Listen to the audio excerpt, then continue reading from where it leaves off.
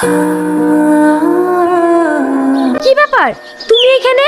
হ্যাঁ, কদিন থেকে কলেজের সামনে দাঁড়িয়ে থেকে থেকে তোমার দেখা পেলাম না, তাই মনটা খুব খারাপ করছিল। সেই জন্য সরাসরি তোমার বাড়ি চলে আসলাম। আমার সঙ্গে তোমার কি এমন দরকার যে আমাকে দেখার জন্য আমার বাড়িতে আসতে হলো? তুমি আর কবে বুঝবে বলো? এতদিন ধরে তো তোমাকে বোঝাতে পারলাম না যে আমি তোমাকে কতটা ভালোবাসি।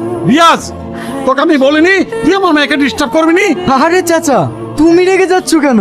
আমার মতো জামাই তুমি কোথায় পাবে? তোমার মেয়েকে আমি রানী করে রাখবো। এক্ষুনি তুই আমার বাড়ি থেকে বেরিয়ে যা। এই বুড়ো, তুই কাকে চোখ রাঙাচ্ছিস? তুই জানিস আমি কে?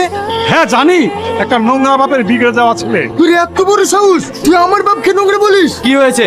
এখানে ঝামেলা করছিস কেন? দেখো আগুন, ও প্রতিদিন আমাকে ডিস্টার্ব করে, তাই আব্বা নিষেধ করেছে বলে আব্বাকে মারতে যাচ্ছে। ও, এতক্ষণে বুঝলাম তুই কেন আমার প্রেমে পড়িস না।